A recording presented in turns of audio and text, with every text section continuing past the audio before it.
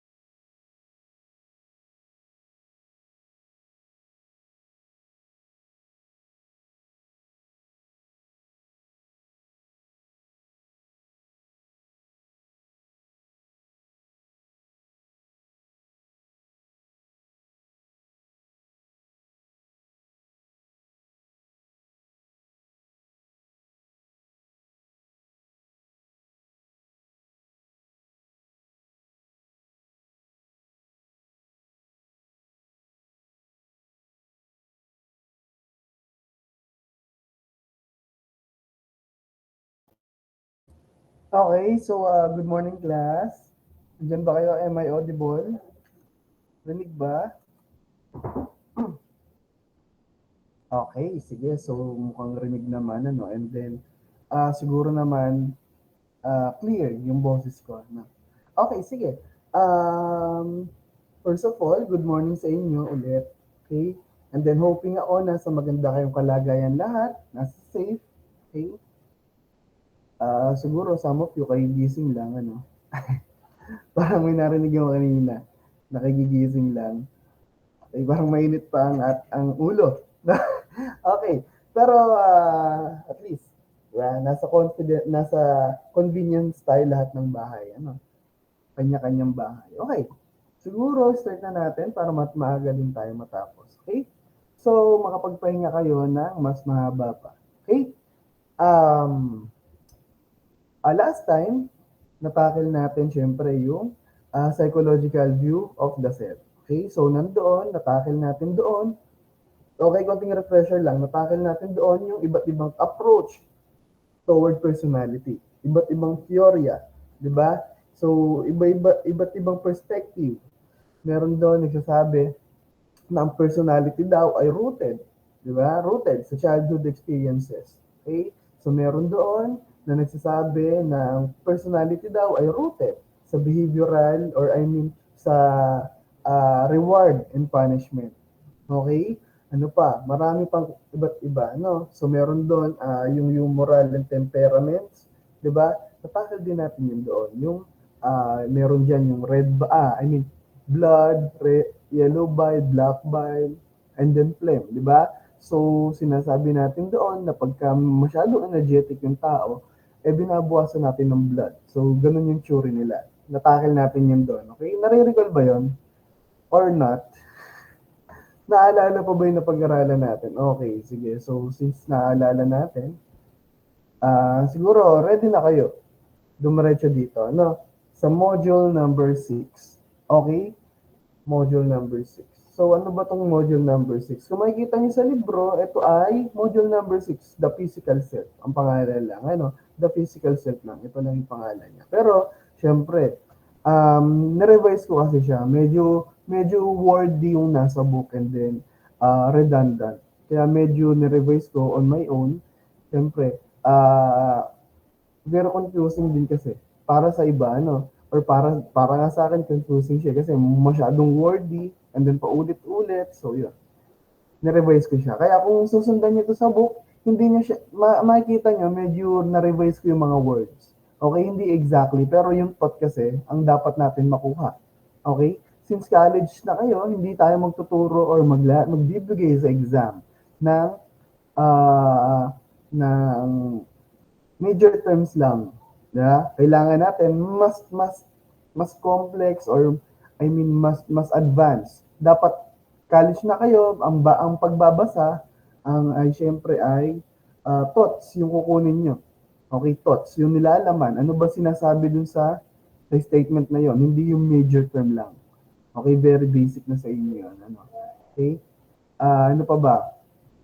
Yun, yung sinasabi nating announcement, by the way, ang exam natin is October 20, 21, 22, 23. Yun yung pagkakaalam ko, no? So, I just wanted to say na mag-review na kayo. Ano, baka kasi ma-burden kayo or dumami or magpatong-patong sa isang araw yung exam niyo, magulat kayo. Okay?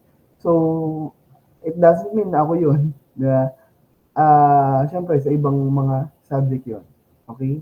Hindi ko naman kayo para pahirapan. Okay? Pero baka yung ibang teacher, ganun ang gawin sa inyo, magulat kayo. Ano? So, start your review as early as now. Okay? So, yun lang. Ano pa ba? Ayun, isa pa pala yun. Yung type of exam natin. Okay? Yung type of exam natin ay multiple choice lang naman. Okay? Very basic. Favorite nyo yun. Di ba? Favorite natin lahat yun. Multiple choice. And then, it should be 100 items. Ang kaso nga lang, iniisip ko, masyadong maraming 100 items. Okay?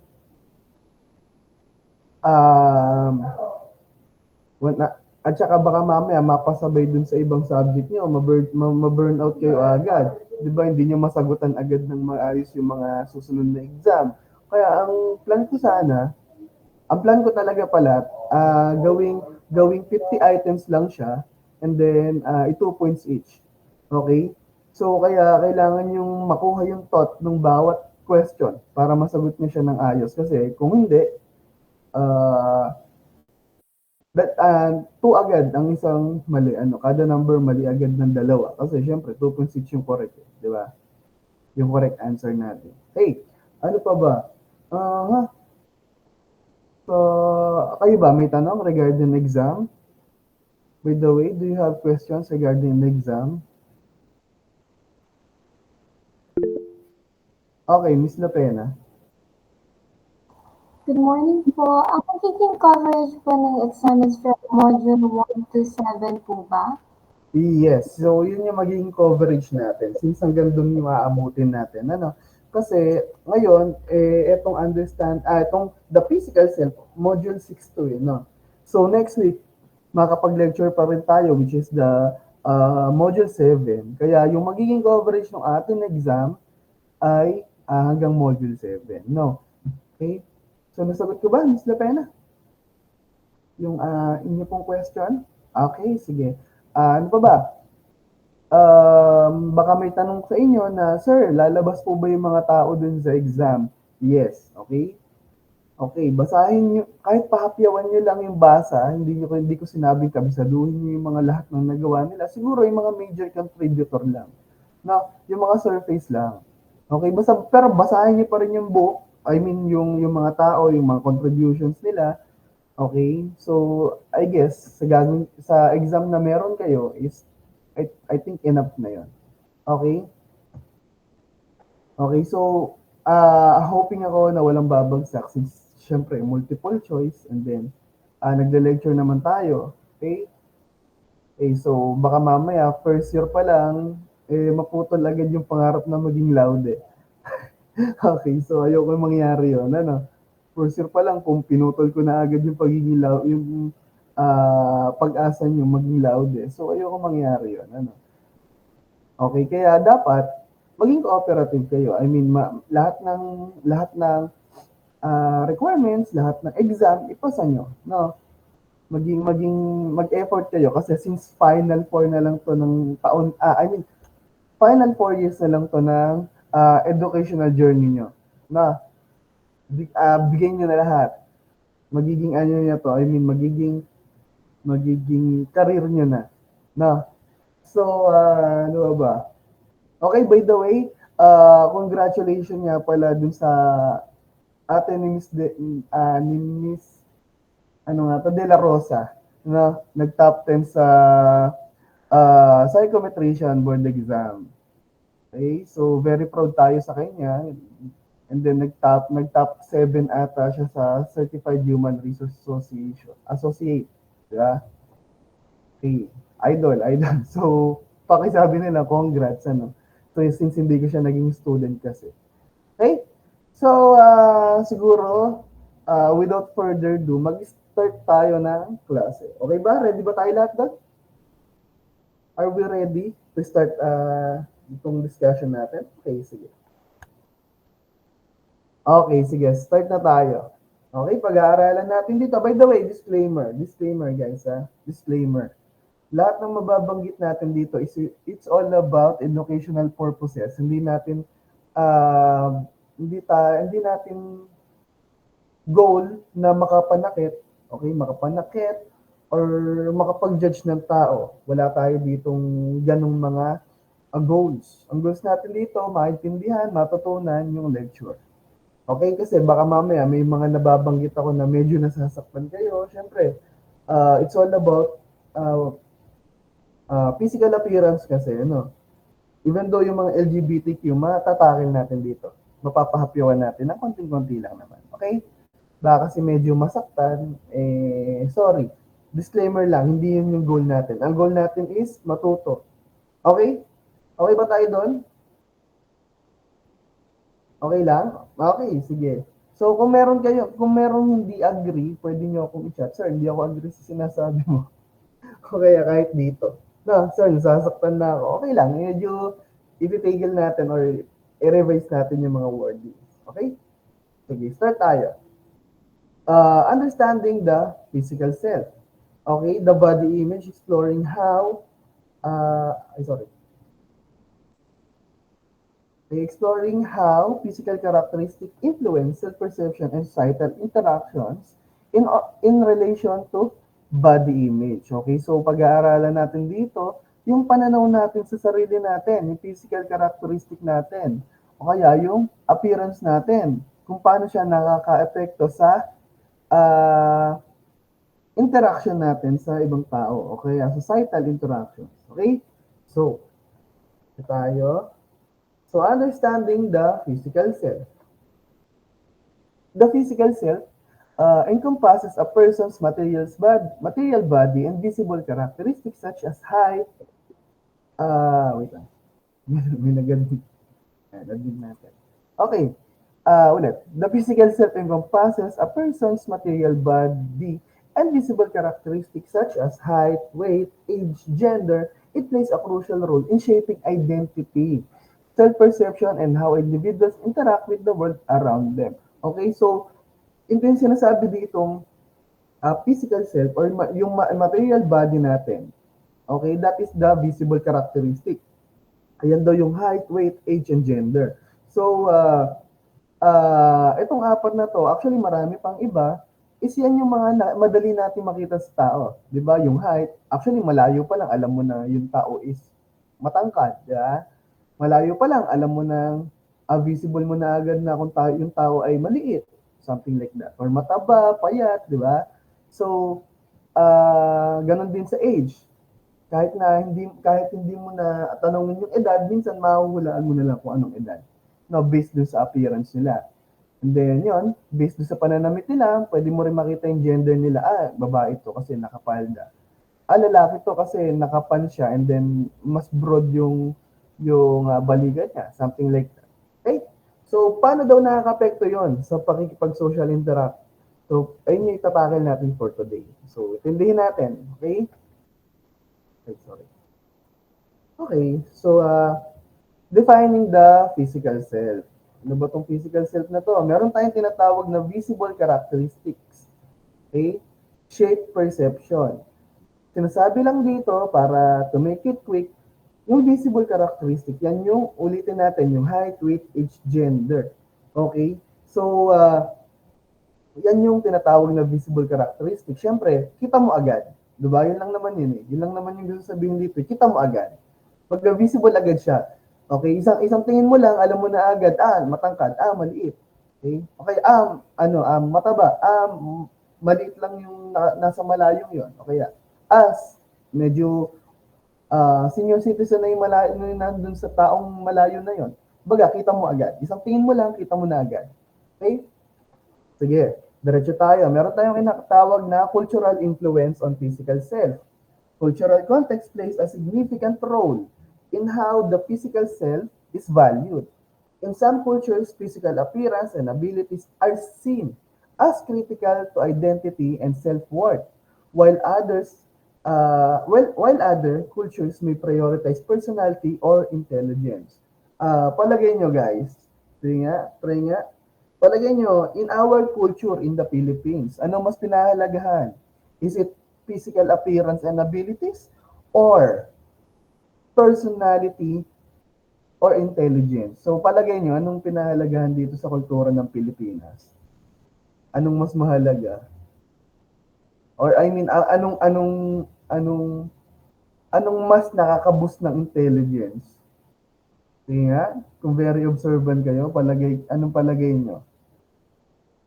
This is recorded by the way, once na recitation. Sige nga, walang gusto mag-try, walang gustong sumagot, or inaantok pa. Sir, ang aga natin, naantok pa ako eh. Kaya nga 7:30 tayo nag-start para medyo magising-gising kayo. Actually ako kanina pa ako gising eh. Nagpunta na ako ng LSPU and then uwi dito. Kasi mas convenient dito mag-online class kaysa sa faculty. Medyo maingay doon. Do you have any idea? Anong mas nakaka-boost ng confidence? Kasi mas culturally mas culturally demanding yung anong trait dito sa nakasulat na to. Is it physical appearance and abilities or personality or intelligence? Walang gustong sumagot. Sige nga, Ms. Marasigan. Ito po is based lang po dun sa high school ko dati. But dun po sa past high school ko po is more on ang sa kanila po is sa intelligence. At particularly po kasi nasa special section po kami. So more on intelligence po talaga nagbabase po ang mga kumbaga ang mga famous po sa classroom namin is yung mga matatalino po talaga, ganun. Sila po yung talagang may influence po sa decision po ng classroom namin, ganun po. Okay. Sabi ni Ms. Marasigan, intelligence. Okay. So, hindi naman natin para maliin. Actually guys, tama din yon kasi depende din sa setting. Diba, since nasa school kayo, mas mahalaga syempre ang intelligence, diba? Kaya nga nasa school para mag-aral eh. Tama din yan, okay? Hindi mali yung sinabi ni Ms. Marasigan. Actually, tama yan. Okay? How about dun sa natural setting? Actually, dito sa, kunyari, nasa social context ka. Okay? Social I mean, ano ba 'to? Kunyari nasa normal na buhay ka, I mean, anong tawag dito? Nasa community ka, for example, community setting. Okay, community setting. Ano mas pinahahalagahan? Is it intelligence or personality? I mean, physical appearance and abilities. Ano ba? Tingin nyo. Oh, Miss Oriano. Miss Oriano, go. And good morning po, sir. Oh, When good in morning. terms na sorry po. In terms naman po sa community po, ganyan, or natural setting po, aminin man po natin or sa hindi, talagang ang una po talagang nakikita yung physical appearance. That is why, ayun po, kung kunwari po, ang isang tao po ay sabihin natin na visually attractive, ganyan, when it comes to work po, then, ay dun po talaga nakikita yung pagpapabor or yung naglilin po sa talaga sa may mga itsura po, ganyan, rather than the personality or intelligence po. Pero yun naman po ay at first lang naman po, di ba po? So, syempre, kinikilala din po. Okay. Sabi ni Miss Oriano is appearance. Okay, sige. Miss De La Rosa. Sir, i-add ko lang po dun sa school setting po. Nung pong high school din po ako, nasa special program for foreign language po kasi ako or yung curriculum na meron pong Chinese Mandarin. Ngayon po, nung nagkaroon po kami ng yung parang qualifications po kung paano po makakapasok, mas malaki po yung percentage nung physical appearance po namin tsaka po ng abilities. Kasi po meron po kaming talent portion po muna doon bago po kami makapasok doon sa exam po. So ayun po, mas evident po dun sa SPFL na pinasukan ko po kung mas maganda po yung physical appearance and may abilities po kayo instead of dun sa intelligence po. Okay. So, yeah. So, mas pinahalagahan yung physical appearance and ability. So, asan ka nag-aral, by the way, Miss De La Rosa? Is it doon sa Gibara? Kaklase mo ba si Miss Eleni Gabinete? Yes po, sir. Okay, okay. Sige. Okay, sige. So, nasa Chinese Mandarin pala kayo, no? So, actually, meron kami dating subject niyan. Marunong kayo mag-Chinese Mandarin? Tinuruan kayo doon? Yes po, kaso po nag-pandemic, kaya ano po. Nalimutan na rin. Na-virus na rin. Okay, sige. So, ako medyo may tanda pa ako doon. Actually, ginagamit namin dati pag may birthday in Chinese. Parang, she, Twyla, di ba ganun yun? Okay, so, something like that. Okay, sige, diretso tayo. So, sabi ni Ms. De La Rosa, ang kanya din daw ay mas pinahalagahan dun sa kanilang setting ay yung physical appearance and ability since kailangan daw yun bago makapasok sa exam or makapag-take ng exam. Okay, so, those answers are correct. Okay, depende sa settings yun. Pero, yun nga, in community setting or sa natural setting natin, okay, so mas pinapahalagahan kung very observant kayo, mas pinapahalagahan yung physical appearance. Di ba? Mas pinapahalagahan yung physical appearance. Bakit? Sir, paano mo nasabi? Actually guys, ang mga Pilipino, very discriminating ang style. Ito pansinin nyo, di ba? Meron pa nga dating nausong memes, di ba? Kilala nyo ba si si Carrot Man? Kilala nyo ba yun? Yung nasa Baguio, yung nagbubuhat ata siya ng mga panindang carrots, something ganun, si Carrot Man. Ngayon, yan si Carrot Man, may itsura siya. Talagang may, pogi siya, may guwapings, di ba? Okay. So, sabi ng mga tao, si Carrot Man, parang hardworking kasi gwapo eh. Tapos nagtatrabaho siya as cargador or I mean, nagbubuhat ng carrot para ma-deliver. Ngayon, pagka pangit yung, or I mean, hindi appealing, okay? Hindi appealing yung ganun nagtatrabaho ng ganun, di ba? Ano sinasabi ng mga Pinoy? Ano sinasabi ng mga Pinoy? Di ba? Ang sinasabi ng mga Pinoy doon, okay na yan. Kaysa magnakaw. Di ba? Very, yeah, doon pala makikita mo na parang mas may value. Di ba? Parang mas may value yung may appearance or yung may physical appearance, di ba? 'Di ba? So, parang mas bina-value, 'di ba? May worth. Okay? So, gano'n yung kultura natin dito sa Pilipinas, 'di ba? So, ano pa ba?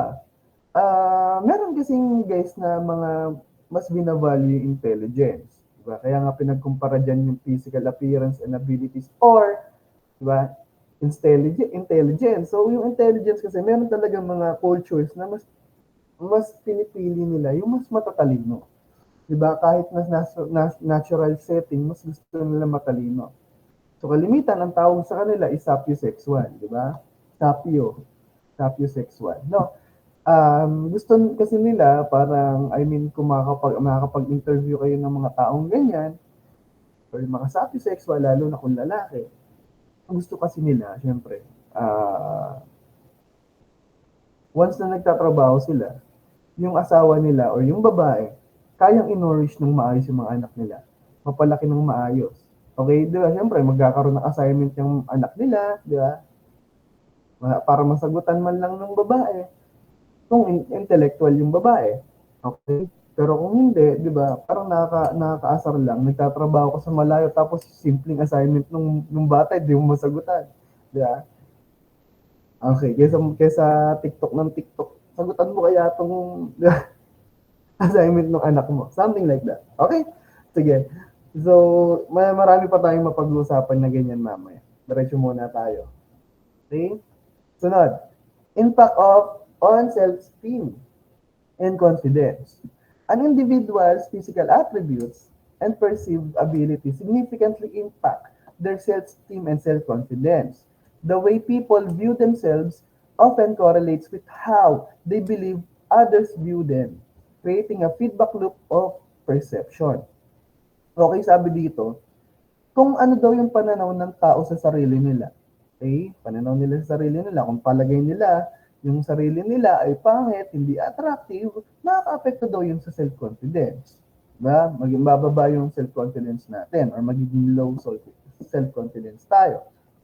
Okay? Ganon din naman pagka palagay natin na attractive tayo. Di ba? Mataas ang self-confidence natin. Ngayon, nagkakaroon daw tayo ng feedback loop dun sa perception na yon. Kaya yon minsan, nagiging problematic yan, lalo na pagka actually guys, masama parehas pag sobra. No? Wala naman talagang, dapat balance sila. Pag sobrang self-confident ka, ano naman yon, pangit yon. Baka magkaroon ka ng mental health struggle noon, or mental health challenge. Okay? Or issue, something like that. Diba? Or kung sobrang baba naman sa self-confidence mo, ganun din. Yeah. Kaya dapat balance sila. Okay? Sige. So, diretso muna tayo. By the way, may naman ba kayong tanong? Clarification dito sa tatlong ito? Do you have questions or clarification dito sa physical self? Ha? Meron bang tanong? Wala? Sige. Continue muna tayo. Since walang tanong. Okay, the role of physical self in identity. Okay? Concrete dimension of identity. So, ulitin natin. Actually, medyo pa ulit-ulit kasi ito. Pero yung concrete dimension na tinatawag. Okay? So, ayan pa rin yung height, weight, age, and gender. Kasi nakikita siya. Di ba, material body yan. Observable characteristic yan. Okay? So, essential daw yan. Okay, essential daw yan, yung mga height, weight, age, and gender para ma-shape natin yung perspective natin sa sarili natin. Di ba? Kaya nga, syempre, kung matangkad ka, for example, socially sa community nyo or sa culture nyo, lahat ng tao ay matangkad, di ba? Kasi ikaw, medyo alam mong hindi ka katangkaran, hindi ka confident. Di ba? And then, ganun din, parang katulad ng mga albinism ba yun? Albino. Di ba? Kasi hindi natural yung, katulad nun, parang ganun yung case. Di ba? Kung iba yung kulay mo, baga sobrang puti mo, di ba? Parang, hindi ako normal, parang ganun yung pangiramdam mo. Hindi ako normal, kaya ang bababa ng self-confidence nila. Hindi ko naman nila lahat. Some of them. Na, Some of them. Yung iba proud. Yung iba hindi nila nagagamit as asset yung ganun. Kaya nag-low yung self-confidence nila.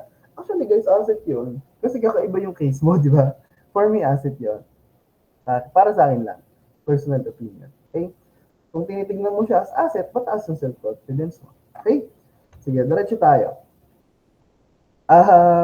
Self-perception and evaluation. This aspect of self involves not only how we perceive our own physical abilities, but also how we evaluate our appearance in comparison to societal standards.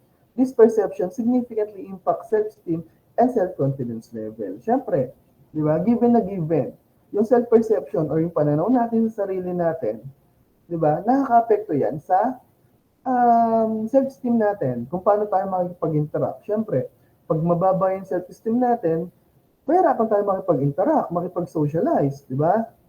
So, yun yung sinasabi dito. Okay, diretso tayo. Actually, guys, itong mga topic natin, madali lang to. Okay?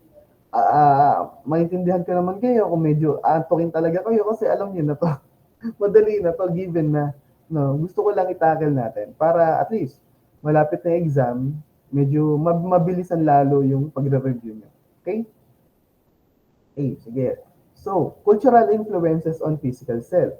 Cultural context greatly influence how the physical self is valued. Okay? In some cultures, appearance and physical abilities are prioritized, while in others, traits like intelligence or spiritual qualities may take precedence.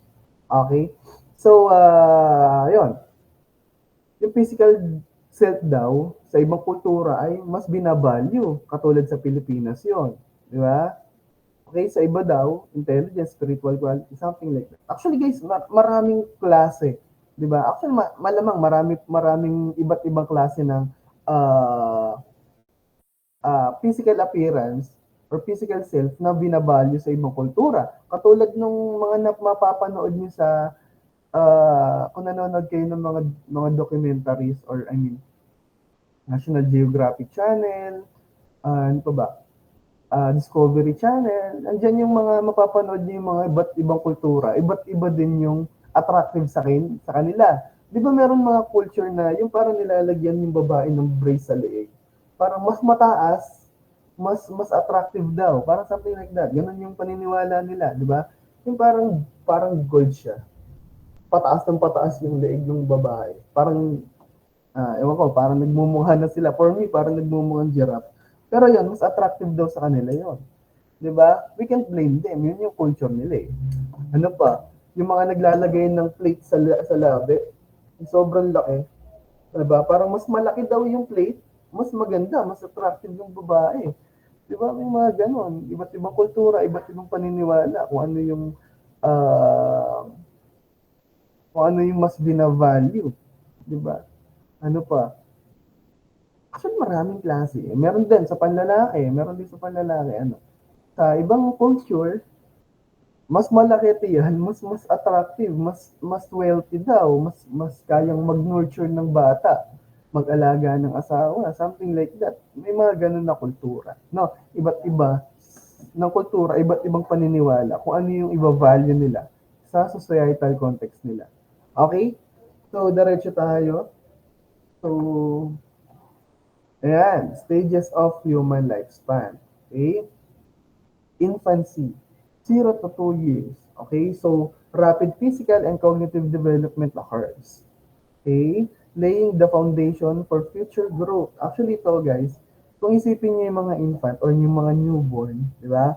Ang bibilis ng development nila, physical development. For example, newborn. Kapanganak lang talaga. For example, wala pang 1 linggo. Iba itsura niya nila, di ba? Kahit sukatin mo, ang liit. Ngayon, siguro mga after several months, sabi natin 3 months, ang laki agad nung idinagdag nila sa height nila. Di ba? And then so on, so on. So, mabilis yung mga physical development nila. And then, ganun din ang cognitive development nila. Actually, meron ang mga psychologists and ang mga physicians, mga doctors, no, mga medical doctors. May mga binabantayang milestones yan. Di ba? May mga ano yung milestones? Di ba? It's all about cognitive development. Di ba? Dapat may mga corresponding na na dapat gawin ang bata in their age. For example, ito hindi to accurate pero ganito yung concept niya. For example, dapat 4 months pa lang nakakapag ang tawag dito? Nakakadapa na. Marunong na dumapa yung bata. And then after several months, sabihin natin dapat 6 months, marunong na siyang gumapa. Something like that. Pero guys, masyadong maaga yung sinasabi ko. Hindi mangyayari yun. Pero dapat ganon. May mga milestone na binabantayan. Ngayon, pag na-delay yun, pare, 1 year old na, hindi pa rin marunong dumapa. Medyo problematic yun, guys. Diba? Sabi ng mga physician dyan, actually sa psychology, hindi siya dinadiagnose as yung mga ganon. Sasabihin lang nila, delay, something like that. Kung ano man, kung anong delay yun. Okay, pero sa psychiatrist kasi, binabantayan nila yung mga milestone na yun. Okay? Diyan yung magkakaroon sila ng diagnosis ng mga global developmental delay, something like that. No? Okay, yung mga GDD na tinatawag ng mga physician. Okay? So, yun. Diretso tayo. Ayun yung mga sa infancy. Kaya mabilis yung mga physical and cognitive development nila. Okay? Sunod, early childhood, 2 to 6 years old. Okay? Characterized by the development of language, motor skills, and socialization. Children begin to interact more with their environment and peers. Okay? So, dito sa early childhood, kung isipin nyo yung ganyang edad, yan yung mga batang makukulit na talon ng talon, takbo ng takbo, di ba? So, kaya mabilis yung development ng motor skills nila. And then yung language, dyan din natututong magsalita, mag-usap, no? Mas nagiging sharp na yung pag-uusap nila. I mean, kung sila, nung sa infancy, medyo bubbling, may tawag doon, limutan ko, bubbling, cooing, ganun lang ginagawa nila, di ba? Pero dito, sa gantong edad, nandiyan na yung sisimula silang talagang buo na yung statement, di ba? Yung pakikipagsalamuhan nila, pakikipag-usap nila is talagang quite accurate na, something like that. Now, okay, so, and nandiyan din yung mga nakikipagkaibigan na sila, marunong na sila makipagkaibigan. Okay? Nakikipag-interact na sila sa kapwa nila bata. Okay? Diretso tayo sa middle childhood or the school age. Okay? Tinatawag din siya minsan school age. Kasi bakit? Ganyan edad, nagsisimula na mag-school yung mga bata. Okay? So, ayan. Parang 6 years old siguro mga nasa, ano ba yan? Daycare? Grade 1, something like that. No. So, sige, basahin ko muna. Further development of cognitive abilities and increased independence are evident as children begin school and engage in more complex social interactions.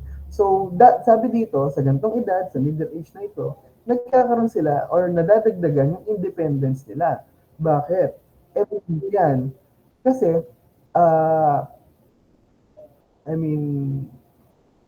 may iwan niyo sila sa school, di ba? Hindi ka naman pwede sumama sa school eh. Di ba? Siguro sa unang araw, medyo nag-iiyak pa yan sila.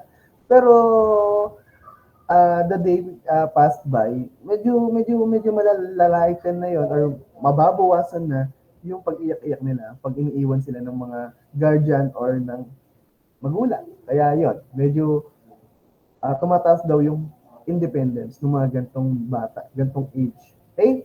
And then social interaction or complex social interaction. So, ibig sabihin ng complex, ibig sabihin medyo comprehensive na medyo magulo, something like that. Ano ba hindi magulo eh? Parang interplay, something ganyan. Some interplay of several factors. Parang gano'n. Okay? So, ang ibig sabihin lang dito, ay nadidistinguish na nila kung ano yung concept ng school, ng mga kaibigan, ng teacher, parang meron na silang sense of authority. Something like that. Na, okay. Sige, diretso tayo. By the way, nakakasunod pa? Or ako na lang nagsasalita dito mag-isa? Okay lang kayo? Okay, sige. Thank you guys. Thank you sa pag-react. Okay, welcome to my vlog. Welcome to my vlog. Okay, sige, diretso tayo. So, adolescents. Okay, mamaya bibigyan ko kayo ng interesting facts. about dito sa mga stages na to. Pero for now, i-tackle natin kung ano yung nakalagay sa libro muna. No? Kasi baka maguluhan kayo. Mamaya, bibigyan natin siya ng pahapyaw ng psychological view. No? Okay. Sige. So, adolescence. 12 to 18 years old. Okay? Very controversial itong stage na to. Okay? So, sige. Basahin mo natin. Marked by the onset of puberty. Nilinaw ko lang, binasa ko lang maigi kasi lagi ako nagkakamali dyan. Poverty sa sabi ko dyan. Parang biglang naghihirap no? Yeah. Okay.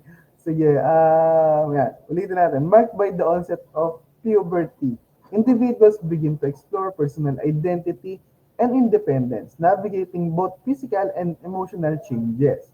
So, sabi dito, ang adolescence daw ay nagkakaroon or nagsisimula mag-explore ng personal identity. Di ba? So, sige, kung observant kayo, paano nangyari yon? I mean, paano natin masasabi na, totoo to? Something like that.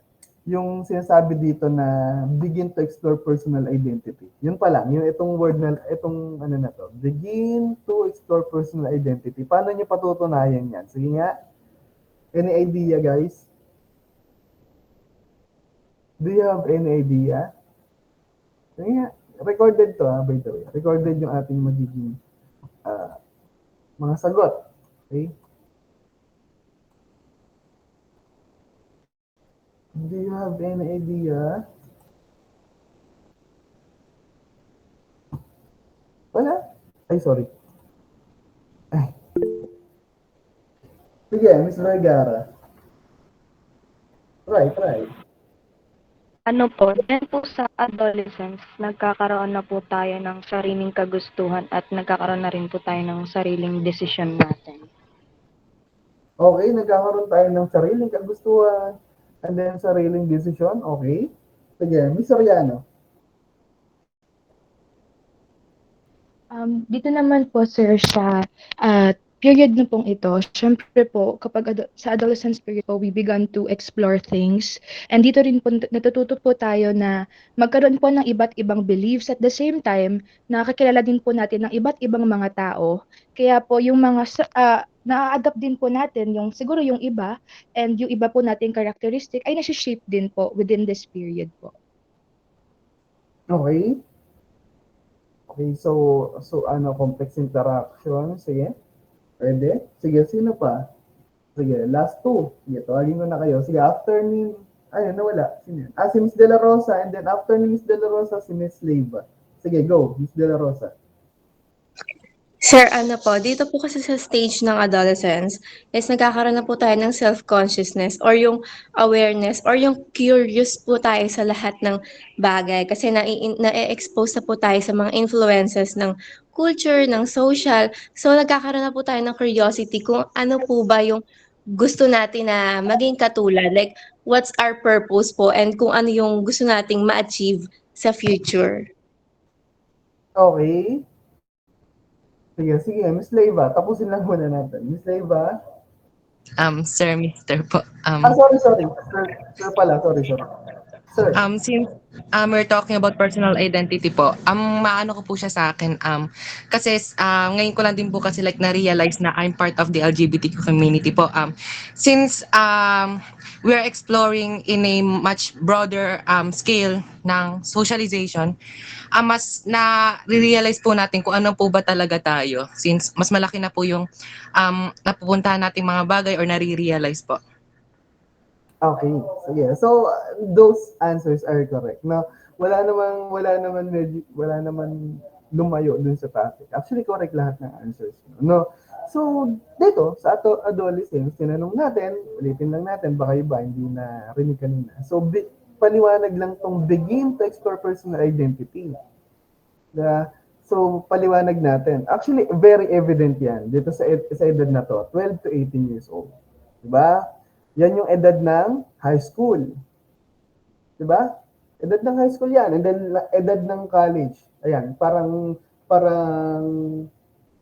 ganyan edad niya, 17, 18. Pero yan nga, mostly, dito sa bracket na to is edad yan ng high school. Okay? So makikita natin sa behavior ng high school, nag-explore sila ng personal identity. Makikita nyo kung kayo nag-school kayo sa lalo na sa malalaking school, makikita nyo doon na parang nagkakaroon ng grupo-grupo tao doon. 'Di ba? Yung iba Dota boys, 'di ba? Yung iba KK girls, 'di ba? Ibang grupo naman emo boys or emo girls. Diba? Parang nagkakaroon ng grupo-grupo, parang hinahanap nila yung kung ano ba talaga ako. Ako ba ay Dota boys? Or ako ba ay gangster? Something like that. Parang gano'n. Parang nagsisimula na sila, ano ba talaga ako? Diba? Ganun yung mga high school. Kung very observant kayo nung high school kayo, yun, mapapansin nyo na, ba't ganun? Parang nagkakaroon ng grupo-grupo dito nung ngayong stage na to, ngayong high school. Nung elementary, wala namang ganun eh. Diba? Lahat kayo magkakaibigan eh, lahat kayo magkakalaro eh. Pero nung high school, ba't ganun? Parang nagkaroon ng grupo-grupo. Diba? Yung iba, sumasali pa ng frat. Ewan ko lang kasi ganun yung aming, ganun yung inabutan ko. Lalo na pagka mas magiging, mas makikita nyo yan kung nasa regular sections kayo. Diba? Kasi ako nasa regular section. Nakita ko yung ganun transition, na-observe ko yun. No? Actually, nagipanghapon pa ako sa Gibare. No? Kasi medyo makulit ako noon. Pero yun, nakita ko yun na transition or nagkaroon ng grupo-grupo. Kasi hinahanap natin kung ano ba talaga tayo. Something like that. Na, hey, diretso tayo. Actually, ito din, yung mga edad na to, physical and emotional changes, nagmamature tayo eh.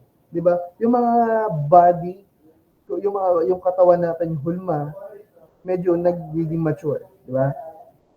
Sa lalaki, nagiging broaden yung balikat, nagkakaroon ng Adam's apple, and then yon mga pubic hairs.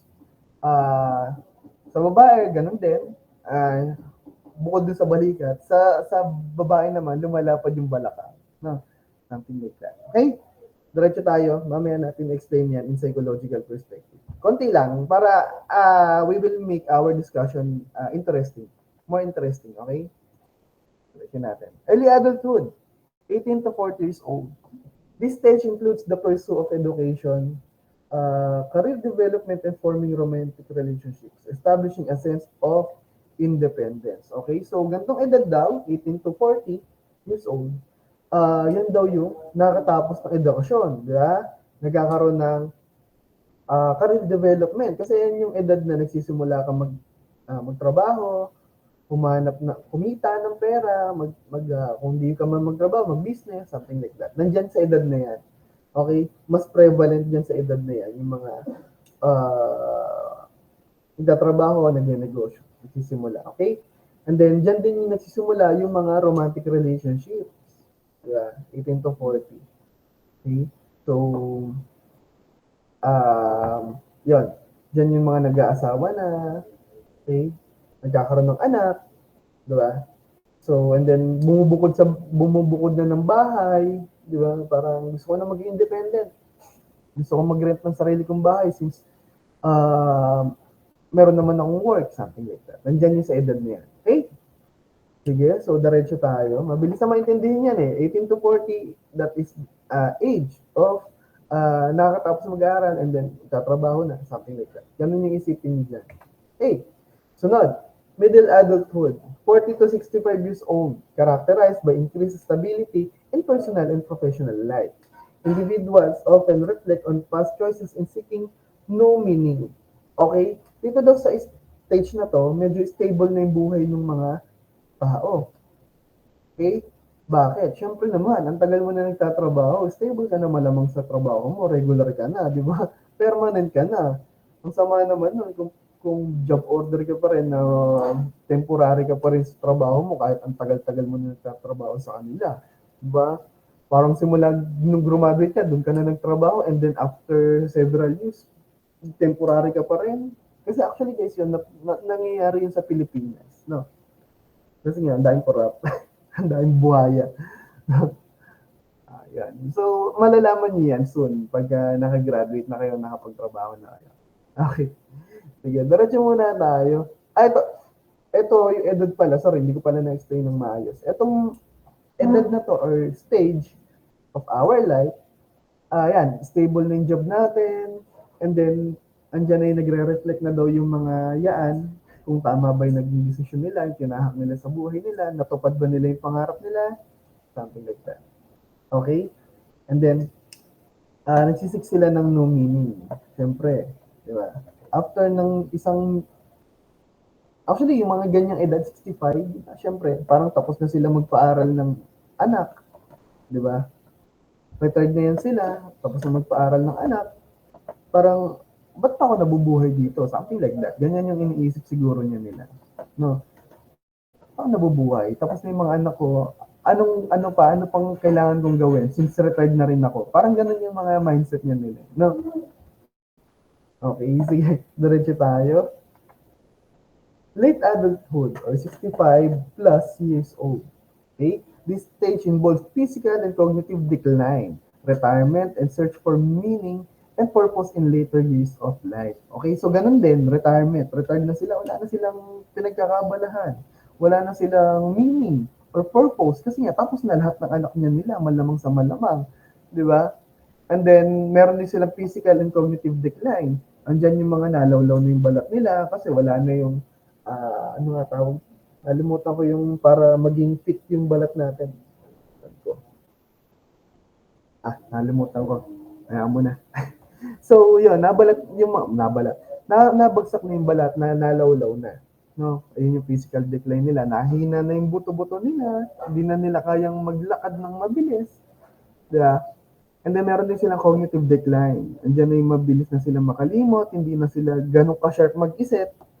Diba? Siyempre naman, diba? Ganyang edad medyo, yan yung mga lolo-lola na, diba? So, hindi na sila ganun ka-sharp. Okay? Sige. To make this topic more interesting, balikan natin yung adolescence. Okay? So, adolescence. Ito guys, hindi na to sa bukang. Fun fact lang. Konting share lang, no? In psychological view. Adolescence, very controversial tong stage na to. Okay? Kasi guys, itong adolescence, andito nagsisimula yung rapid development ng prefrontal cortex natin. Ibig sabihin, itong utak na nasa unahan. Okay? Nasa unahan. Ngayon, pagka nagde-develop daw yung prefrontal cortex natin, nagde-develop din daw yung identity natin or yung personality natin. Okay? So, since mabilis mag-develop both prefrontal cortex and personality, okay, behavior, ang backfire niya or yung side effect niya, nagiging risk-taking behaviors tayo. Tumataas yung risk-taking behaviors natin. 'Di ba? Makikita niyo yan or prevalent yan sa mga high schools. Makikita niyo yan. 'Di ba? Andiyan yung cutting dito, cutting diyan, 'di ba? Nadaan pa sa bakod, nakakit pa ng mga building para lang makatakas dun sa room or makatakas dun sa loob, sa compound ng school, di ba? And then, andyan din yung subok ng mga illegals or mga bawal, di ba? Andyan yung liquor, nagiinom, subok ng sigarilyo, di ba? Di ba? Andyan yung marijuana dito, marijuana dyan, di ba? Actually, nung panahon namin, ganun, nakakita ako sa CR ng lalaki. Yan. Okay? It doesn't mean na gumagamit ako, guys. Hindi ako nag-try nun. Hindi ako nun. Okay, so yan. Andun pa. Yung iba pa nga gumagamit ng illegal drugs. Parang, syempre, risk-taking behavior. Mahuli na ako or what. Basta at least na-try ko, nasubukan ko. Parang ganun yung mindset. Di ba? Okay, so, yun. Very controversial. And then, at the same time, ito yung medyo ito yung pinakamataas ang suicide rate, adolescents, no? Okay? So, mataas ang suicide rate nitong age stage na to. Bakit? Kasi, ayun nga, kakasabi ko lang, mataas yung risk-taking behaviors nito. And then, ayun, gusto ng try, subok ng kung ano-ano, something like that. No? Sige, diretso tayo. Ito, bilisan lang natin since hindi naman ito kasama sa topic natin. I just want to share para at least meron kayong konting insight. No? Early adulthood. Ito naman, yung contrast dito, dito sa kabila, sa adolescents. Kung ito, mataas yung suicide rate, ito naman, pinakamababang suicide rate. Early adulthood. Palagay nyo bakit? Sige nga, try nga lang. Any guess? Any guess? Bakit kaya nung adolescents mataas ang suicide rate since may risky behavior? Diba? How about dito sa adulthood? Bakit dito nagda-drop yung suicide rate? Bakit biglang baba? Palagay nyo, bakit? Any guess or any idea? Sige nga, Miss Ruiz. Good morning po, sir. Hello. Para po sa akin, yung dahil po bumaba yung suicide rate, kasi po kapag 18 to 40 years ka na, parang nawawala na po, nagpo-focus na po kayo sa career development, sa nagpo-form po kayo ng romantic relationship, parang meron na po kayong nakakasama sa pag po. Kaya po, parang hindi ka na po nagiging lonely, ganun po. Parang meron ka ng, anong tawag dun? Parang meron na po kayong mga independence, ganun. Thank you po. Okay, so parang hindi ka na lonely. Parang meron ka ng partner in life, di ba? Parang meron ka ng kasangga, di ba? Meron ka ng partner in crime, something like that. Sige nga, Miss Soriano, any idea ba?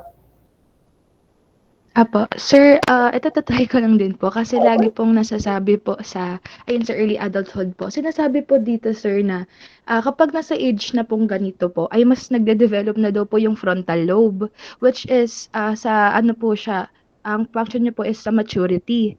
So, siguro po, ayun po, dahil po nagiging mature na po yung tao and at the same time ay mas nagkakaroon na rin po ng stability, ay mas nagdi-decrease po yung suicide rate. So, thank you po. Okay, so fully developed na yung ating frontal lobe, which is doon nakasit yung or nakalagay yung prefrontal cortex, nagiging mas mature tayo, and then hindi na tayo gumagawa ng risky behaviors, okay? Both answer are correct. Pero yung hinahanap kong answer doon, I mean, ang pinaka tutumpak dyan na sagot, pinaka-precise or isang word lang, which is the responsibility. Yun yung pinakatugma dyan na sagot. Bakit? Kasi guys, etong mga edad na to, yan yung mga may anak na, may mga batang anak. Di ba? Actually guys, yung mga ganyang edad, pag ngayon sila sinubukan mong, pare, bigla mong, anong tawag doon? Dadakipin, yung ikukulong, mga dahilan niya nila, wag po, may anak pa ako, may malilit pa akong bata, something like that, di ba? Oh, meron pang, yung iba nga lang dyan, parang nasangkot sa illegal drugs, di ba? O kanyar, papatayin nung drug lord, ikaw, nakadispal ko ka ng pera, something like that, di ba? Huwag niyo ko patayin, may anak pa ako, di ba? Yun nga lang di ba? Yung iba nga, ikulong nga lang, ayaw Wag po, wala pong bubuhay sa pamilya ko, may anak pa ako. Sino na lang po bubuhay sa mga anak ko? Yun nga, ikulong nga lang, ayaw Patayin pa. Hindi Kaya itong edad na to, yan, mga mababa ang suicide rate niyan kasi may mga responsibilidad yan sila sa buhay. Okay? Sige. Diretso tayo. Konti pang fun fact to make more interesting. Etong late adulthood, guys, yan yung susunod. Hindi ako nagkakamali Ito yung kasunod ng mataas ang suicide rate after ng adolescence. Ayan. After ng adolescence, ang susunod na mataas ang suicide rate is yung late adulthood. Palagay nyo bakit? Sige nga, anong idea nyo? Any guess? Guess lang, hindi ko lahat naman ina-acknowledge natin.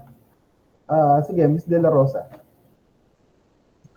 Sir, try lang po. Siguro po kaya po second to the highest suicidal rate po itong late adulthood. Kasi po na-accomplish na po nila yung mga purpose nila in life. So parang as they get older, iniisip nila na parang nagdi-decrease na yung meaning of life nila since na-achieve na nga po nila yung purpose nila in life. Okay, so parang yun nga, tama yun. Isa yun sa factor. Bakit mataas yung suicide rate dito? Na-achieve na nila yung purpose in life, di ba? Wala na akong purpose dito. Ayoko na. Something like that. No? Ganun yung nagiging mindset nila. Okay? So, ano ba? Actually, alam ni ate mo to, no? Alam ni ate mo to. Actually, kaya to sila mataas ang suicide rate. Okay? Ang late adulthood. Kasi guys, ito yung mga edad or nandito yung edad na wala na silang partner in life. Diba? Andyan na din yung mga meron silang terminal illness. Diba? Sorry, medyo maingay. May nagagawa kasi na construction dito sa katabi. Sorry na. So, naririnig niyo yung hampas ng hammer dun sa bakal. Medyo, yeah. Attention, medyo maingay. Okay, sige. So, yun nga. Wala na silang partner in life. And then, meron silang kalimitan, may terminal illness na. Which is, ano ba yung terminal illness? Yun yung malalalang sakit. Okay, wait lang. Patay, sasarado ko lang yung pinto.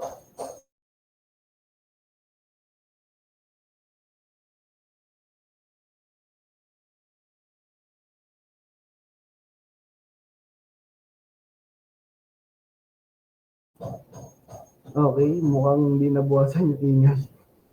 Sinarado ko na yung pinto, di ba nabuwasan yung ingay. Pero ayun, pasensya na. May nagko-construction lang kasi sa tabing bahay. Okay? Sige, yun. Meron silang terminal illness and then wala na silang partner in life. Parang feeling nila hopeless na or wala na silang purpose. Parang gano'n. No, tama yung sinabi ni Ms. De La Rosa. Wala na silang purpose. Okay? So, yun. Okay, actually, sige. To make it more interesting pa, nasa suicide na tayo. Actually, guys, nakaka-apekto yung mga kung alam niyo or hindi ko alam kung alam niyo na to. Even yung skin complexion or I mean yung kaputian, maputi, maitim, something like that, is meron yan relationship sa or correlation sa suicide.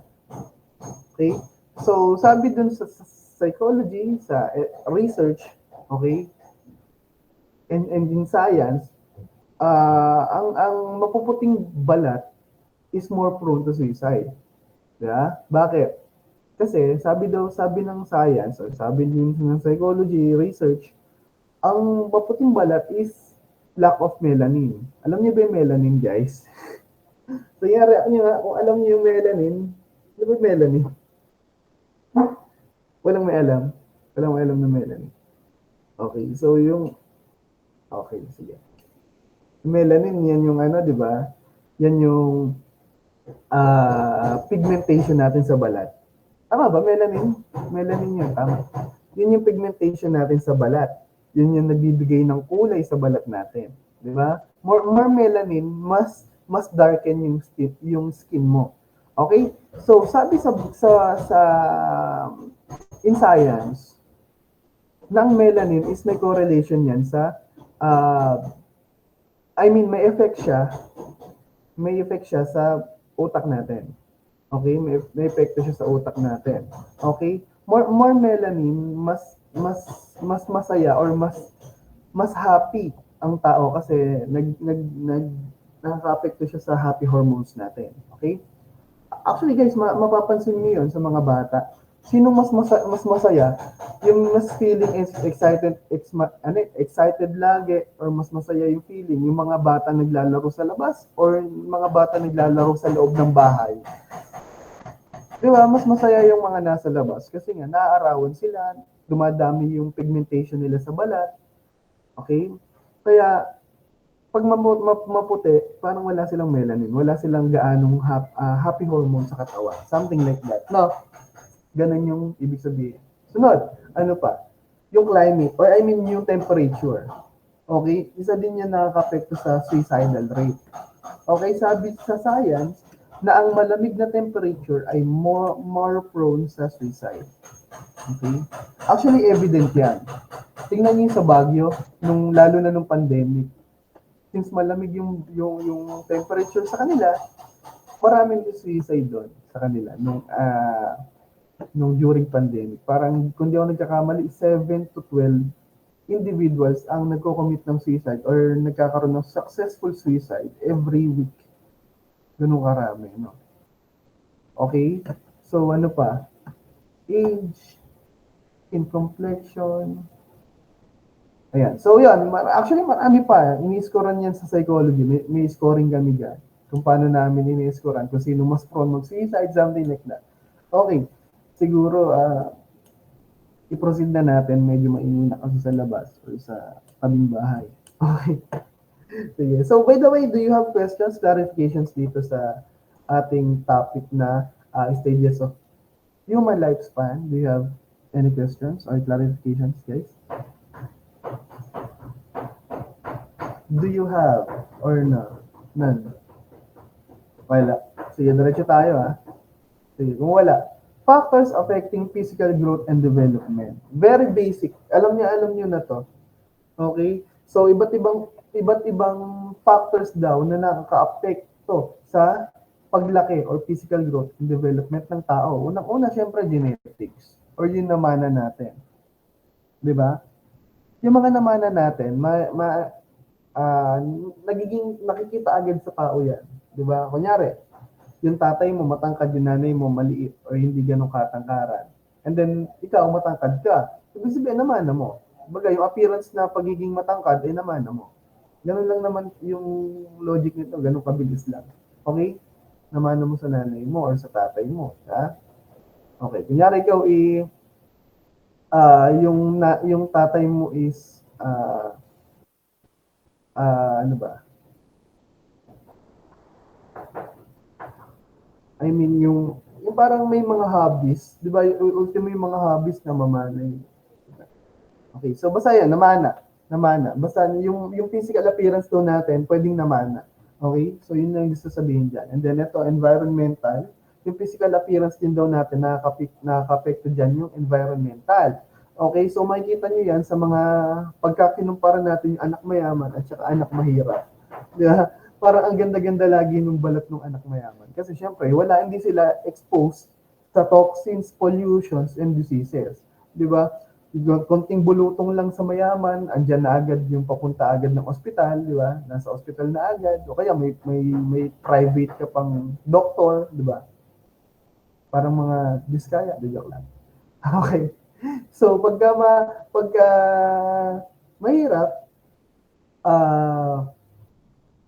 parang magkabulutong ka, ang gagawin sa'yo, hindi ka agad dadalhin sa ospital, sabihin sa'yo, hindi, baka ano lang yan, natatanggal yan ng, yung parang palaspas, yung inihampas sa balat, parang dahon ata ng kalamyas yun, something like that.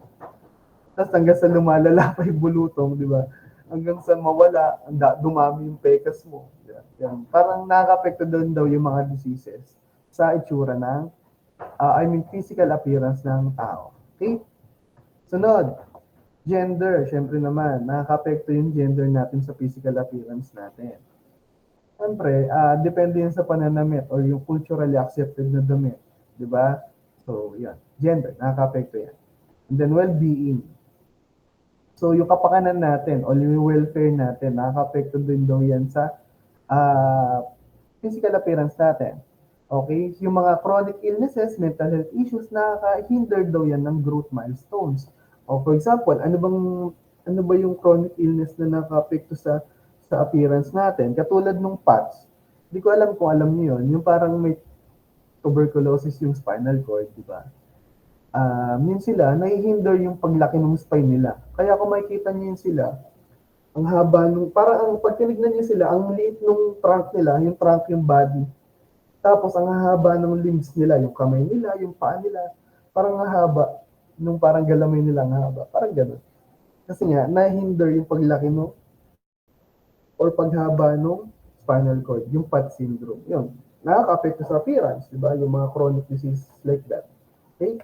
Sunod, nutrition.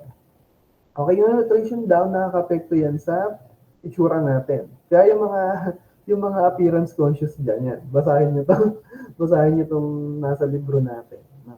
Para at least, alam nyo kung ano-ano yung mga nakaka-apekto sa balat nyo, sa appearance nyo. Okay? Sige, nutrition. Okay, so alam naman natin yan. Pagka na-hinder yung nutrition nyo, yung nutritional intake nyo, di ba? Minsan, ang pangit ng balat nyo, ang pangit ng mukha. Something like that. Actually, kung makikita niyo yun sa mga documentaries, diba? Yung sa bandang Latin America, meron doon mga tribe na parang hindi maganda yung nutrition nila doon. Makikita niyo yung mga bata, ang papayat, tapos ang lalaki ng tiyan, di ba? Yun. So, nutrition, nakaka-apekto sa physical appearance. Sunod, family and social life. Di ba, syempre, very basic. Pagka hindi supportive yung magulang mo, yung kapatid mo, yung pamilya mo, kaibigan mo sa mga ginagawa mo, eh, syempre, it causes stress. Di ba? Nagkakos yun ng stress. Okay? So, pagka lagi kang stress, syempre, papangit ang mukha mo. Magiging kulubot ang mukha mo. Kaya, iwasan ng stress. Okay, so do you have any questions regarding these factors affecting physical growth and development? Do you have questions or clarifications, guys? Hello, andyan pa ba kayo? Walang questions. Okay, sige. Continue tayo. Okay. Next is understanding body image. Okay? So, alam na natin yan, body image is, syempre, yun yung nakikita sa atin. Ano yung tsura natin. Okay? So, perceptual body image. Okay? So, ulitin natin. Yung perceived or perceptual body image, yan yung nakikita, mabilis makita. Okay? Yung body in terms of size, shape, and overall appearance. Bagay nakikita agad. Okay, ganun lang naman yun, perceptual body image. Ano yung nakikita sa body natin? Yung size, shape. Okay? Ay, sorry. Bumilis. Ano yan?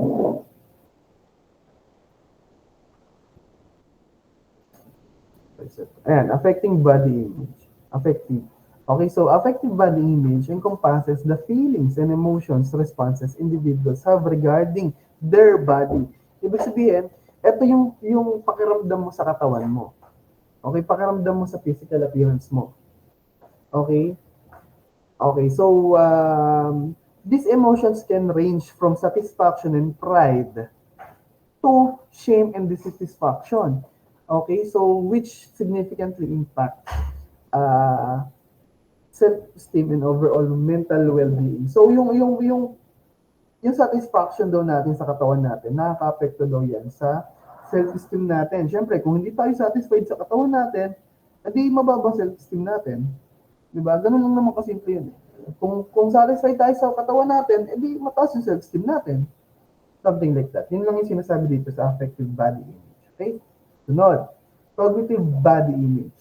Cognitive body image involves the thoughts, beliefs, and mental narratives that individuals hold about their bodies. This encompasses how one perceives their attractiveness, health, and whether they view their body as acceptable or not, which can be influenced their confidence. So, ganun din. Yeah? Ganun din. Ito naman, it's all about acceptance.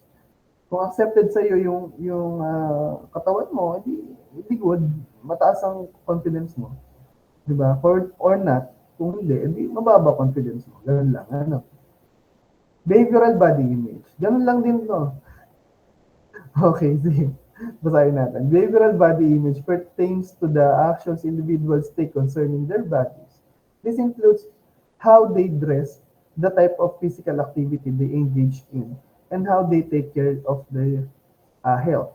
All of which reflects their body image and self-perception. So, kung ano daw yung ginagawa natin, sumasalamin daw yun or nagpe-perceive daw yun kung ina-accept natin yung sarili natin or not. Okay? And then nakakataas din ng self-confidence at the same time. For example, nag-engage tayo sa mga physical activities. Okay? So, mas magiging more satisfied daw tayo sa katawan natin. Okay? And then, more satisfaction, tumataas yung self-esteem natin. Something like that. Okay? Sige, so continue tayo. Ay, sorry. Ayan, so diretso tayo dito sa influences on body image. Okay? So, internal factors, personality, and self-perception. So, yun, kanina pa natin sinasabi yan. Diba? Yung internal factors, yan yung personality and perception sa katawan natin, nakaka-apekto sa self-confidence natin. Kaya kung ano yung perception nyo sa sarili nyo, sa katawan nyo, maapektuhan yun yung self-confidence nyo. Okay? So, diretso tayo. Ganun lang yan. Very basic, madaling intindihan. Okay? External factors, social environment, and media exposure. The social environment, including family, friends, and cultural standards, play a significant role in shaping body image. Positive reinforcement from supportive networks can enhance body confidence, while negative feedbacks or comparison can lead to body dissatisfaction. So sabi dito, kung supportive yung environment nyo, okay? Kunyari, sinasabihan kayo ng nanay nyo or kapatid nyo, kapitbahay nyo, pinsan nyo na maganda kayo, tumataas yung self-confidence natin. Di ba? O, pero kung yung negative yung mga sinasabi sa inyo, like sinasabihan kayo ng pangit, pangit ng katawan mo, pangit ng mukha mo, salbahin ng nanay mo, pag ganun sinabi sa'yo. So, pagka ganon, magkakaroon tayong body dissatisfaction. And then, bababa yung self-confidence natin. Okay? Ganun lang naman kasimple yan. Okay, diretso tayo. Negative experiences, criticism, trauma, and societal pressures. So, eto, nakaka-apekto din daw yan or nakaka-hinder din daw yan ng self-confidence. No? Katulad ng societal pressures, ano ba yan? Bigyan ko kayo example. Diba? Katulad nung para sa mga dalaga, katulad yan, diba? Yung mga nanay nyo, kaya lola nyo, sinasabihan kayo ng, syempre, dalaga mong tao, dalaga ka, ang lakas mo kumain, ang taba mo. Di ba? Very societal pressure yun. Kasi syempre, pakialam mo ba? Di ba? Parang ganun eh. Diba?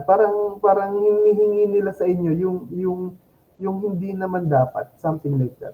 Ano naman, kung matanda akong dalaga, mataba akong dalaga, pakialam mo. Parang societal pressure yun. Nape-pressure ka tuloy, edi yung gagawin mo, makaunti na nga lang ng kain. Kasi baka daw ako manaba. So, ganun siya. Di ba? Ganun. Nakakahinder yan ng self-confidence. Criticism and trauma, syempre naman, kung lagi kayo inaasar ng kapitbahay nyo na pangit ka, di ba? Adi, bababa self-confidence mo nun. Syempre, magiging loop yun sa utak mo, hindi pala ako maganda, edi hindi ako magmamaganda. Something like that. No? Sige, diretso tayo. So yan, yung tatlong yun ay nakaka-apekto daw sa body image sa pananaw natin sa sarili natin. No? Okay? Diretso tayo. Ayan. A brief history of body image. Exploring the evolving ideals of beauty through the ages. Una-una, ancient Greece. Okay? No ancient Greece daw, muscular physique celebrated as a symbol of strength and beauty, often reflected in art and sculpture. So makikita naman natin yan sa mga sculpture, syempre, sabi dito, na yung mga muscular physique, di ba? Yung malalaki katawan, yan yung mga sila Zeus, sila Poseidon, di ba? Ang lalaki ng katawan nun nila. Yeah. So, sabi dito, ang maganda daw, nung ancient Greece yan, dapat malaki katawan. O kaya, ang malaki katawan daw, nagsisymbolize daw siya ng strength. Do you think na applicable pa rin yan until now? Tingin nyo guys, applicable pa rin yan until now? Pag malaki katawan, malakas. Excuse. Hello guys. What do you think? Any guess. Wala naman mawawala, di ba? Yung mawawala sa inyo kung nagtatry kayo magsalita. So nga, any guess? Yung muscular physique daw, or ibig sabihin, maskulado yung katawan, sign pa rin daw ba ng strength yon? Ganun pa rin ba yung paniniwala until now? What do you think? Hello?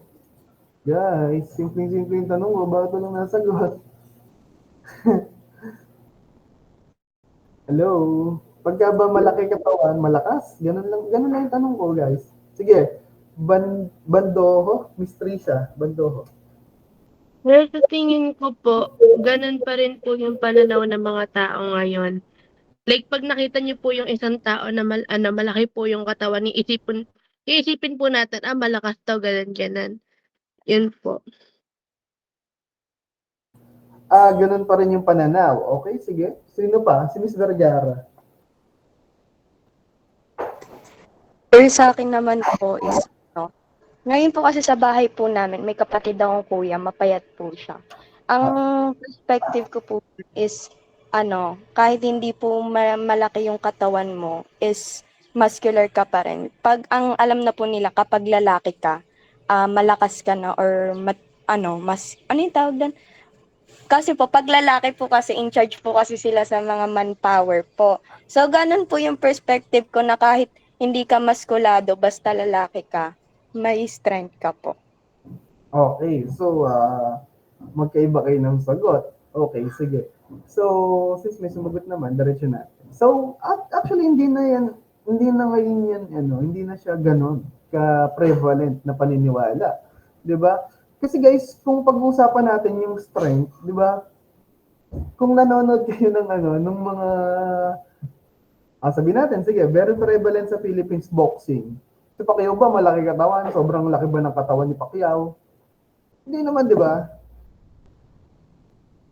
Diba? So, hindi siya ganun ka laki yung katawan para sabihin natin na sobrang malakas si Pacquiao. Hindi naman ganun, di ba? Actually, kung manonood nga rin kayo ng mga mixed martial arts, MMA or kaya UFC, yung mga champion doon ng papayat, ginugulpin na nila yung sobrang lalaki ng katawan. Actually, kung sino yung kilala yung malaki katawan, ilagay nyo dun sa kanila, hindi tatagal ng 1 minuto yon, patay yon. Kasi, hindi na ganun kasi yung thinking natin dyan. Ngayon, Okay, sige, diretso tayo. Ay, sorry. Next. Medieval Europe. Medieval Europe, plumpness view as a sign of wealth and prosperity. Okay, so medyo maliwanag dito. Wait lang guys. Okay.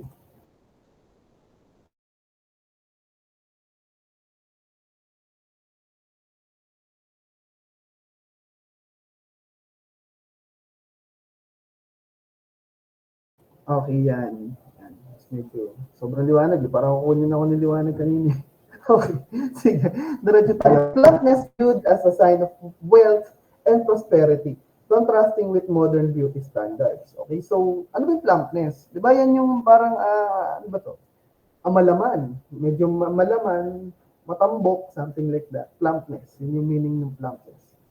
Yeah. Yeah. So, sabi dito sa medieval Europe noon, okay, yung plumpness daw ay sinyalis ng wealthy yung tao. Okay? Okay, so, ngayon, hindi na gano'n, di ba? Hindi na gano'n. Pag mataba ba, or I mean malaman, wealthy, mayaman, or, di ba? Hindi naman na gano'n. So, gano'n daw yung paniniwala dati ng medieval Europe. Okay? Renaissance or Renaissance period. Idealized portrayals of human body in art emphasize exaggerated proportions and beauty. So ano ba ang itsura nitong mga nasa Renaissance period? Di ba yan yung parang mga parang naka-cocktail dress ba tawag doon? Yung parang kahit babae, may mga gloves pa sila, ang haba ng sleeves nila, tapos ang gagarbo ng damit, tapos may sombrero pa minsan, may pamaypay na dahan-dahan man lang ipaypay. Di ba yan yung mga Renaissance period? Kaya imagine niyo na lang sinasabi ko. Yan yung mga Renaissance, di ba? So, mas maganda daw yung damit mo, mas magarbo yung damit mo, mas maganda ka. Ganon daw yung sa Renaissance period. Okay? So, diretso tayo. So, 19th century. The hourglass figure became fashionable, leading to the use of corsets to enhance this corsets to enhance this body shape. Okay, ano ba yung hourglass shape or figure? Di ba yun yung mga sexy daw na tinatawag? Parang may curve yung katawan. Hourglass. Ganun yung hourglass, yung shape ng hourglass. Di ba? Yun daw yung fashionable, yun daw yung maganda. Di ba? Ginagamitan pa daw yun ng corsets para magkaroon ng shape yung katawan. Di ba? So, ngayon, hindi na. Di ba? Actually, yung iba naniniwala na pag sinabing maganda, dapat may shape yung katawan. Di ba? So, dati lang yun, 19th century pa yan, no? Dating paniniwala na. Kaya kung naniniwala ka pa rin na ganun, medyo baka mali yung timeline mo. Baka nabuhay ka noong 19th century, di ba? Okay, diretso tayo. Okay, ano pa ba? Okay, marami yan. Yan, sige. Mid 20th century. The shift towards slender aesthetics influenced by Hollywood and the fashion industry promoting thinness. Ibig sabihin, di ba, mas pinopromote nila yung mas payat. Mas maganda daw, mas payat. Ganon daw yung mid-20th century. Di ba? So, parang ano, yung sa Victoria's, guys?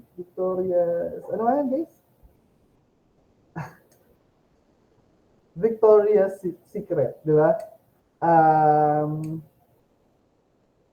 Yung mga model doon, di ba? Kung mapapansin niyo ang papayat, kasi pinopromote nila na mas maganda, mas payat, something like that, di ba?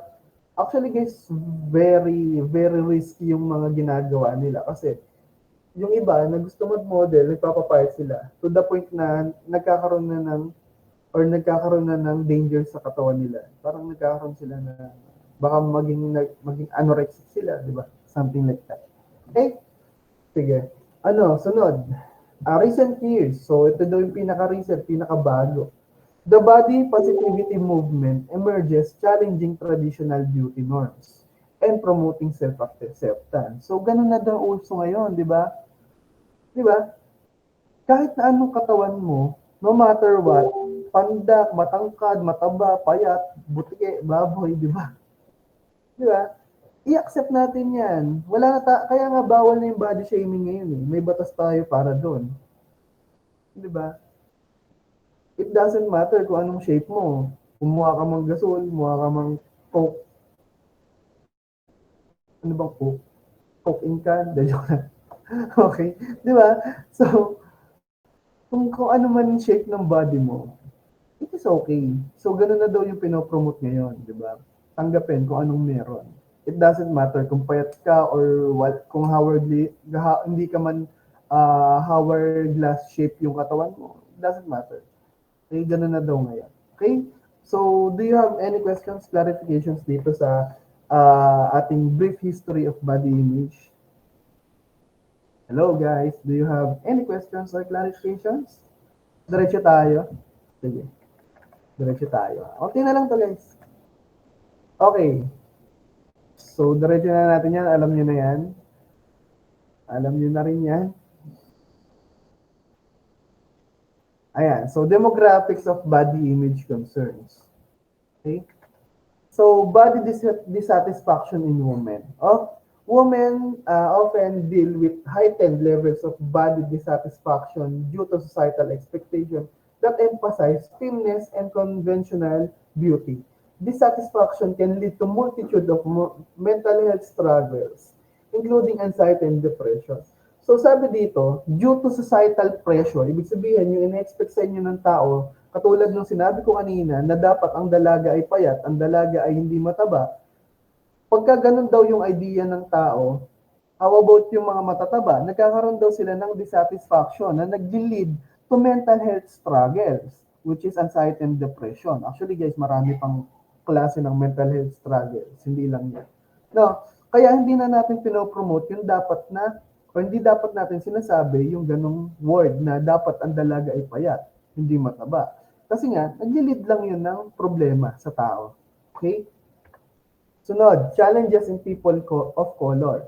People of color often face beauty standards that prioritize Eurocentric features, leading to a complex relationship with body image. Okay, this societal pressure can lead to feeling of inadequacy and cultural disconnection. Okay, so for example, hindi mo kamukha yung mga parang race, 'di ba? Ganun. For example, nakatira ka sa US and then black ka, 'di ba?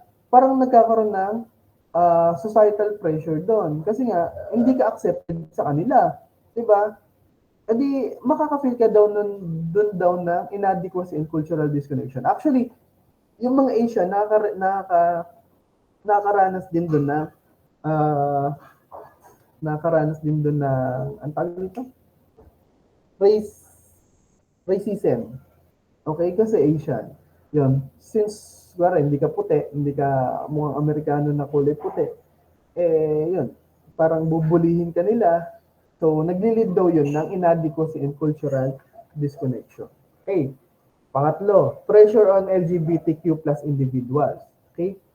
LGBTQ plus individuals may experience significant body image challenges due to societal pressures to conform to gender norms and expectation. So nagkakaroon daw yung mga LGBTQ na sumunod, parang pinapwersa silang sumunod kung ano lang yung gender na meron tayo, which is the male and female. Or sexualities. Male and female. Ngayon, napupwersa sila even though na hindi talaga sila tugma doon. 'Di ba? Kasi guys, 'di ba? Parang pressure na nga sa kanila yung sarili nila na kunyari bakla. 'Di ba? Feeling nila babae sila na trap sa lalaking katawan.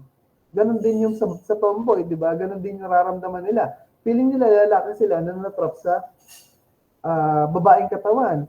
E di meron na silang self-pressure. And then pagka pin-pressure pa sila ng mga nasa external, kunyari pamilya, kapatid, kaibigan, na mag-conform lang kung anong merong sexualities, which is male and female, di ba lalong dagdagan yung burden nila? Di ba? Magiging burden lalo sa kanila yon. Okay, so yun daw ay nakaka-apekto sa self-esteem ng tao. Okay, mental health. Okay? Kaya mahalaga na magkaroon tayo ng inclusive environment. Okay? So, yun. Kaya yung mga LGBTQ nating mga kababayan dyan, o kapatid natin dyan, please, isupport na lang natin sila. Meron na rin silang burden sa sarili nila. Okay, hindi nyo na kailangan dumagdag pa. Okay, yun ang totoo dyan. Okay? Kaya nga tayo nagkaroon ng mga inclusive na bathrooms di ba? Ganun, para at least maramdaman nila they are welcome. Hindi sila dapat tinatabol. Yung mga SOGI bills, kaya ginawa yung batas na yan kasi para sa kanila yon. Kasi may burden na nga sila sa sarili nila, dadagdagan nyo pa. Actually, yung mga ibang nakakapikon lang na LGBTQ plus individuals, yung mga feeling entitled. Diba? Ang tawag lang ng sir, galit na. Ako naman, diba? Kahit na anong itawag sa'yo, kahit na, diba? Tao ka lang din. Hindi mo kailangan maging mas mataas sa ibang tao. And then ang LGBTQ is not longer a mental health issue. Hindi din dapat yan sila pinaprioritize sa mga government agencies. 'Di ba? Parang nabalita 'yon. Sa LTO ata 'yon na department. Parang kalinya na sila ng PWD, senior citizen, pregnant women, and then LGBTQ na sa baba, priority lane, hindi naman na, hindi naman na disorder ang pagiging LGBTQ. They are socially accepted na, di ba?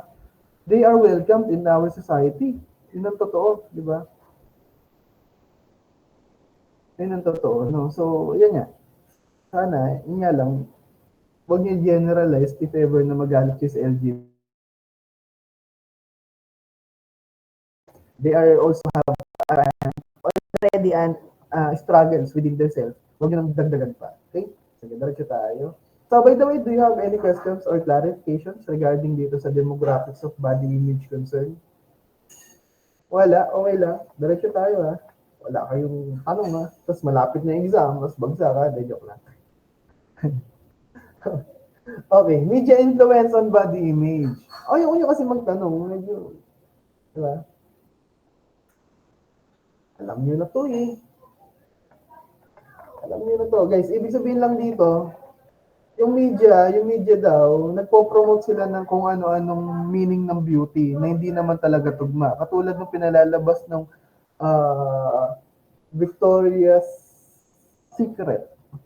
Naisip ko lagi kung ano sasabihin ko. Kung anong Victoria's, baka mama, Victoria's Kitchen yung masabi ko. Gutom yan. Joke lang. Okay. Victoria's Kitchen. Okay, sige. So, yan. Sabi dito, nagpo-promote yung mga media ng mga kanya-kanyang standard para masabing beauty. Hindi na kasi equitable yun. Kasi syempre, di ba nga, nagpo-promote nga tayo ng equal rights sa mga kanya-kanyang katawan, shapes, body shapes, di ba? Tapos babanatan mo ng gano'n. Di na bago na naman yung perception ng tao. Yun lang naman sinasabi doon. Okay, sige, diretso tayo. Tips for improving body image. Kunti lang naman itong tips. Spend time with positive people. Siyempre naman, dapat sa mga supportive lang tayo sumasama. Ang hirap naman nung hindi kasi nang supportan, sama ka pa ng sama. Di ba parang nakaka-stress? Sabihin sa'yo, magpapayat ka. Nakakatamad naman kasama yun. Lagi mo ako sinasabi magpapayat. Pakialam mo ba, di ba? Diba, parang, ano ba pakialam mo? Lagi mo ako sinasabihan. Di naman ikaw nagpapakain sa akin. Something like that. Okay. Sige. Yeah, yun lang naman. Diretso tayo. Use positive self-talk. Siyempre, huwag niyo i-blame yung sarili niyo. Bakit ganyan yung itsura niyo? Di ba? Huwag niyo stressin yung sarili niyo. Actually, guys, ang stress, it is one of leading cause ng mental health issues, stress. Kaya huwag niyo stressin yung sarili niyo. Huwag niyo i-blame yung sarili niyo. Be thankful. Di ba? Be thankful. Kunyari, medyo chubby kayo, mataba kayo, tignan nyo na lang yung tignan nyo na yung positive side. Ibig sabihin nun, may pambili kayong pagkain, di ba? Mga ganun na lang, huwag na i-blame. Okay? Sige. Workloads that make you feel good. Okay, so suotin daw natin yung damit natin kung saan na komportable, di ba? Siyempre, nakaka-boost yun ng confidence, di ba? Unlike dun sa nagsusuot ka ng damit na hindi mo gusto para lang maging socially accepted ka, huwag ganon. Okay lang naman yun. Diba? Kung saan ka komportable, tingin mo komportable, masaya kang suotin mo. Yun lang naman. Okay? So, appreciate your body's capabilities. So, i-appreciate natin yung mga kapabilidad ng katawan natin. Huwag natin i-compare sa iba. Kasi meron din silang weakness na ikaw naman ang may kaya. Diba? Hindi naman lahat kaya mo eh. Dapat langgapin natin lahat yun. No? Parang you can't have it all, di ba? Hindi natin kaya lahat. Tanggapin natin kung ano yung kapasidad lang ng katawan natin. Yeah. And then, baka mamaya nainggit kayo, ba't si ganyan kaya yun? Ba't ako hindi ko kaya? Huwag ganun. Huwag maging comparative. It causes stress, guys. Huwag niyong gagawin yun sa sarili niyo, okay? Sige, maging kontento kung ano lang yung kaya. Okay? Sige, engage in the hobbies that boost self-esteem, Okay, so kailangan natin yan para at least tumaas yung self-confidence natin or self-esteem natin, di ba? Bakit? Baka mamaya, actually, masarap yung mataas yung self-esteem mo. Huwag naman sobrang taas. Magiging problematic yun, di ba? Okay? Hindi ka nahihiya. Okay, mataas yung self-confidence mo. Okay? So, magiging beneficial yan sa inyo soon, if ever na matutunan nyo. Okay? Sige. Diretso tayo. So, do you have any questions, clarifications, guys? Totoo. Do you have any questions, clarifications? Hello? Rinig pa ba?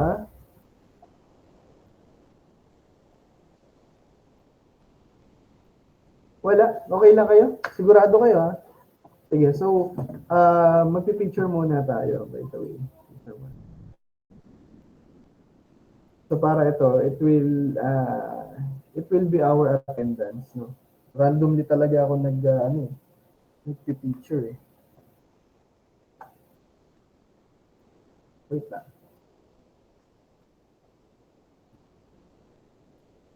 Wait lang, paano ba yung picture? Sorry, nagpalit kasi ako ng keyboard. Hindi ko alam kung paano magpi-picture. Ano, print screen dito? Paano ba yung print screen, guys? Sorry. Hindi ko alam kung paano. Nagpalit ako ng keyboard, wala na siyang print screen button. Control P ba? Hindi eh, hindi Control P. Wait lang. Wait lang, guys. I-research ko lang. Wait lang.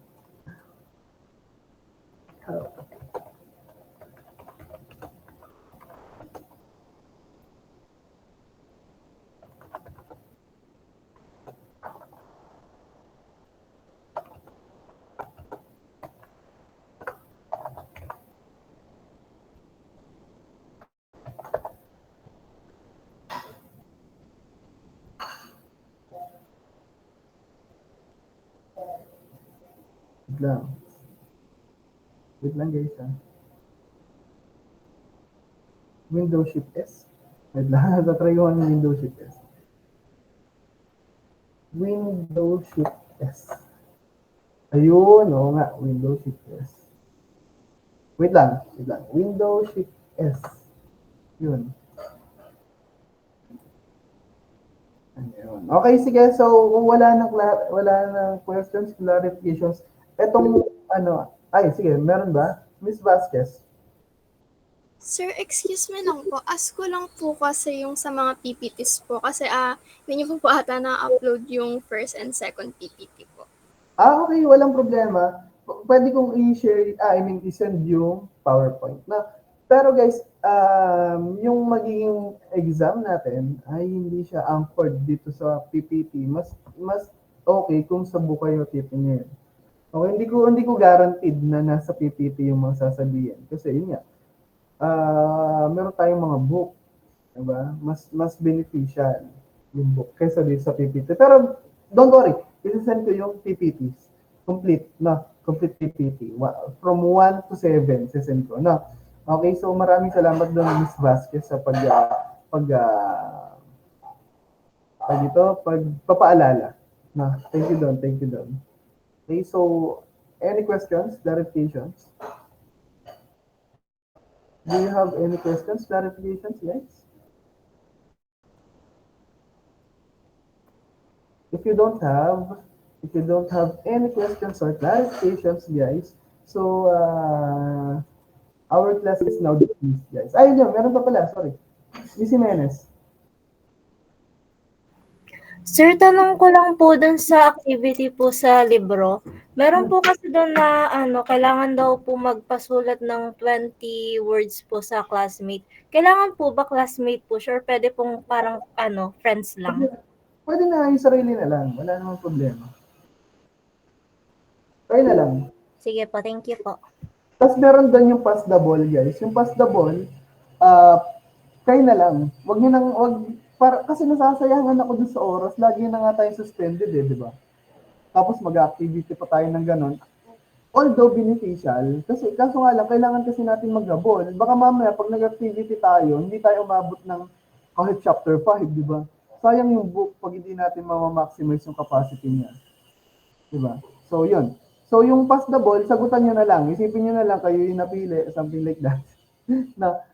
And then I will record it as quiz para medyo mas mataas, mas malaki yung hata. Okay, sige. Miss Obtera. Hello po, sir. Tanong ko lang po yung yung sasagutan po ba is yung lahat po ng activity sa book or kung hanggang saan lang po tayo matapos? Yung mga sinend ko pa lang, yun pa lang po yung inyong sasagutan. Di ba nag-send ako nung list? Yan, yun lang po muna yung sasagutan. As so far, kasi syempre, hindi pa natin natatakil yung mga chapter 8, chapter 7. Actually, chapter 7 nandun na rin Kailangan yung sagutan before midterm. Palitan tayo. Kunyari, ibibigay niyo sa akin yung inyong activities na naka-stapler and then papalitan ko yun ng midterm exam. Something like that. Ngayon, yun yung hinihiling ko. Na yung requirement na lang natin, yun na lang yung requirements natin. Yun yung na kailangan gumastos pa kasi you have already expenses, no? Katulad ng libro, medyo pricey nga siya, kaya yun na lang activities natin. Wala na akong hihilingin pa.